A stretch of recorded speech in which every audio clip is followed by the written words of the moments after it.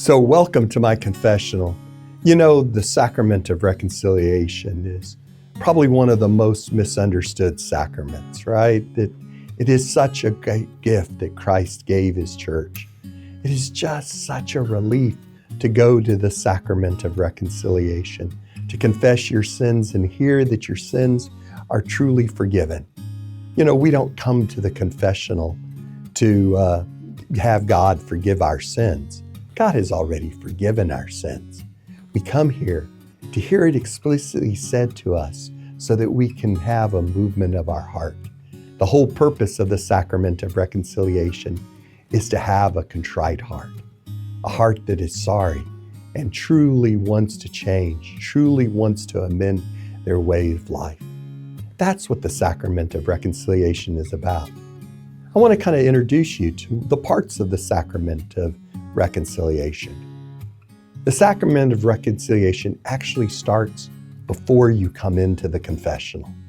It starts with an examination of conscience. There's lots of different examinations of conscience that you can do.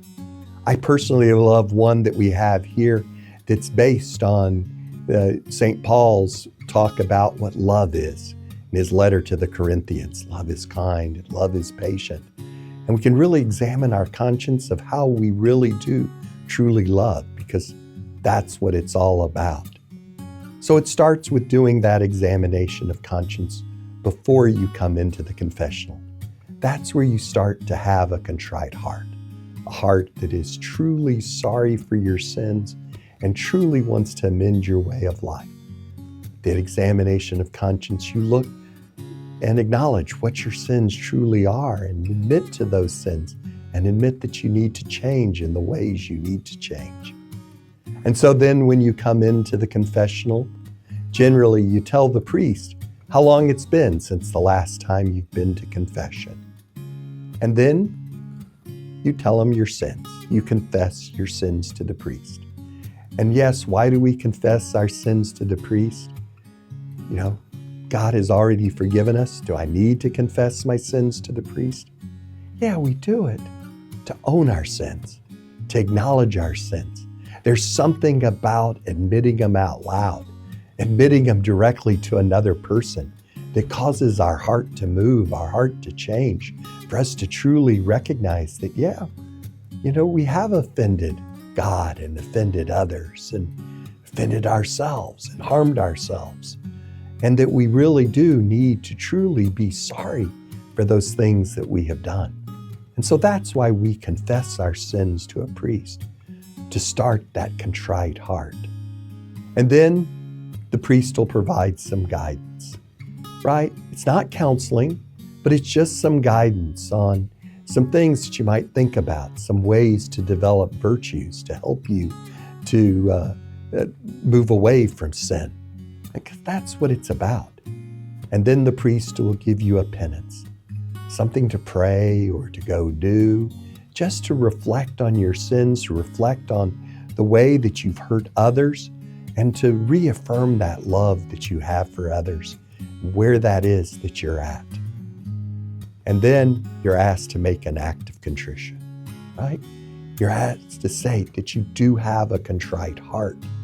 You know, many of us memorize or read a prayer that we've known for years, but do we really think about what we're saying when we make an act of contrition? Do we really think about what it is we're saying? There's really only two main things that you say when you make an act of contrition. One, that you're sorry for your sins, and two, the help of God's grace, you'll sin no more. That's really what an act of contrition is really all about. And then the priest will give you absolution.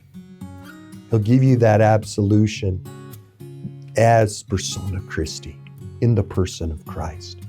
In the person of Christ, you'll be forgiven your sins through the ministry of the church, that forgiveness that Christ handed on. The priest will say, God, the Father of mercies, through the death and resurrection of his Son, has reconciled the world to himself and sent the Holy Spirit among us for the forgiveness of sins. Through the ministry of the church, may God give you pardon and peace. and I absolve you from your sins in the name of the Father, and of the Son, and of the Holy Spirit. Amen. And so after the priest gives you absolution, he'll tell you to go in peace. Just like what we say at the end of Mass, to go out and to know that your sins are forgiven, to truly go in peace, being healed from the wounds of your sin.